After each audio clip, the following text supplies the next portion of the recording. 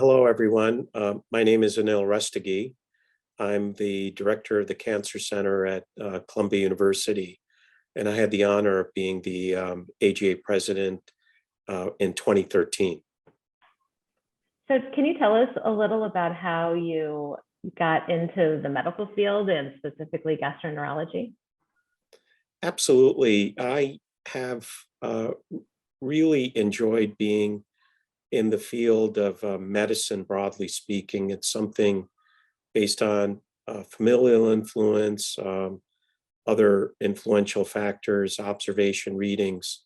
I made a commitment to pursue medicine dating back to college. And then it was in medical school that I got interested in internal medicine. And then during residency, debated between gastroenterology, cardiology, and oncology.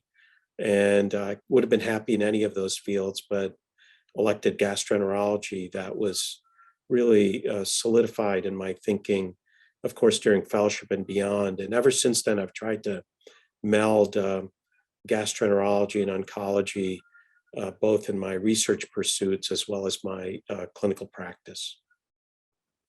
So what would you tell someone who's thinking about going into gastroenterology today? I think if I were to advise people who are thinking about gastroenterology now, I would emphasize certain aspects that have been longstanding. That one, it's a multidisciplinary field amalgamating gastroenterology, hepatology, endoscopy, pancreatology, but diagnostic and interventional radiology, surgery, pediatrics, basic science, basic biology, translational medicine, to national and global healthcare issues. So I think that's extremely exciting that the multidisciplinary approaches in care then lead to the second aspect, that there are a number of different options or pathways to pursue, from research to clinical practice, but now increasingly industry, government options in the private sector. The third is I think it does attract people who are just very effusive and enthusiastic. And it's great to work with such individuals. So these are the reasons, or some of the reasons that I think are compelling to pursue the field of the broad field of gastroenterology. So I know that you were editor of gastroenterology, and then you got involved with the governing board and eventually became president. That's a lot of service to the organization. Can you tell me a little bit about what motivated you to become so involved? I think for many of us, getting involved in the AGA is the functional equivalent of home away from home. And I think I've had personal growth and development, expansion of professional perspective. And I'm grateful for the opportunities that have been provided for me as an individual person, for me as a professional.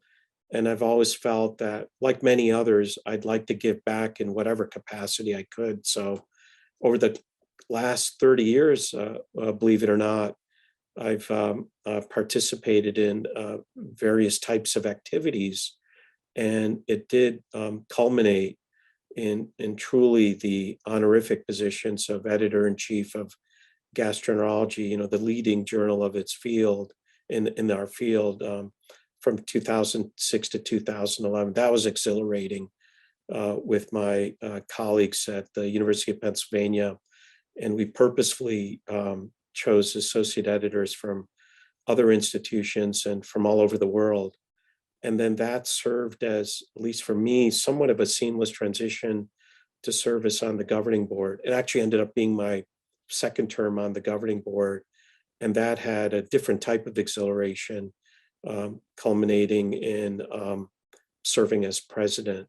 So I think the AGA is an extraordinary organization, exemplified by this anniversary.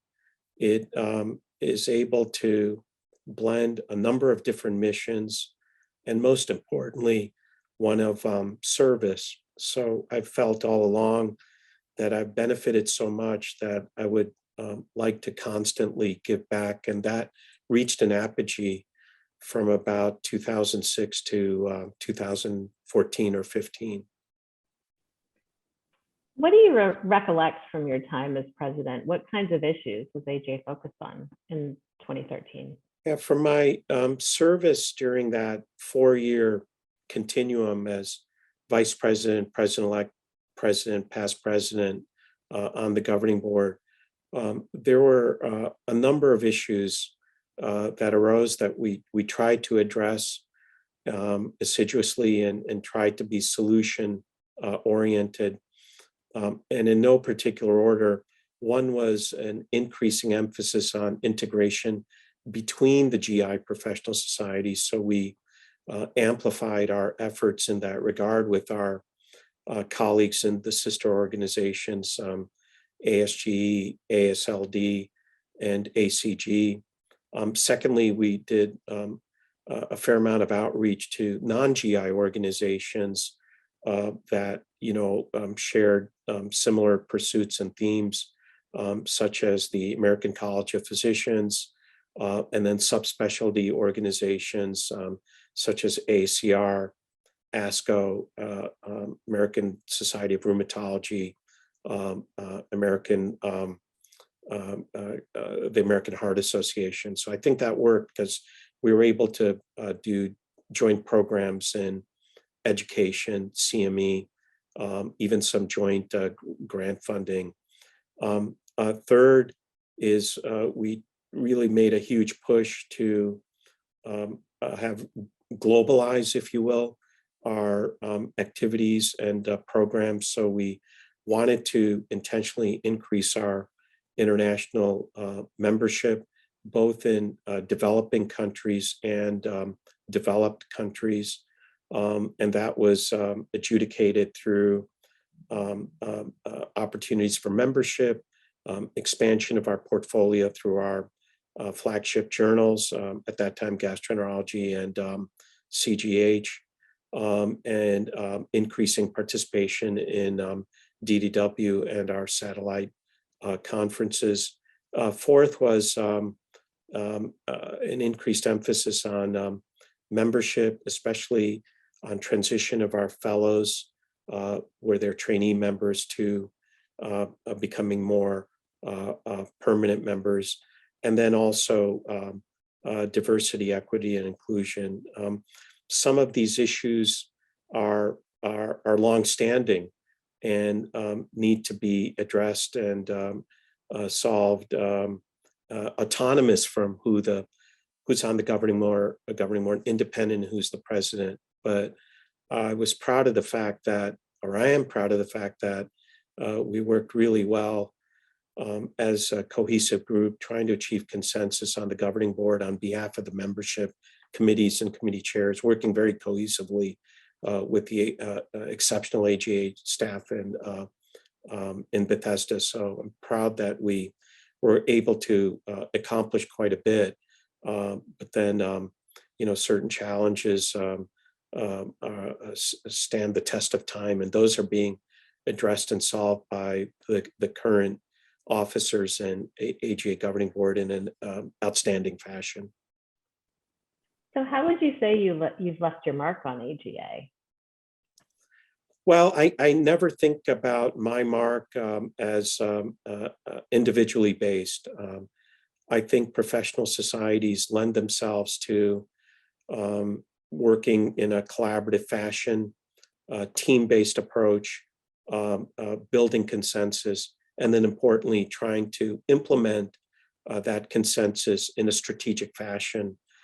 So I've never thought of it as about me, and certainly wouldn't want it to be viewed that way, but more that working together with esteemed colleagues throughout the country, throughout the world, at all different levels.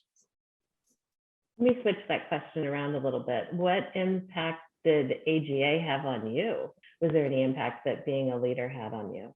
Yeah, the AGA has had a tremendous impact on me at two levels, one personally, the other professionally. So, I can still remember vividly the first AGA or DDW, I presented or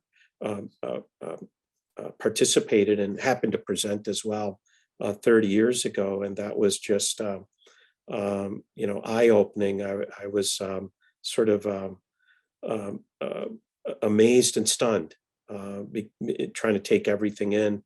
And I sort of never lost that boyish approach to DDW, always being impressed with what's going on and how much I could learn and hopefully contribute as part of my team. So I think the AGA and its various components, various programs allowed me to grow as an individual. And that was related to my growth professionally as well. So it's not like I can point to one single event, one single date, one single year, but it was cumulative over time that was inspirational to me. And I think then, allowed me to grow professionally and personally.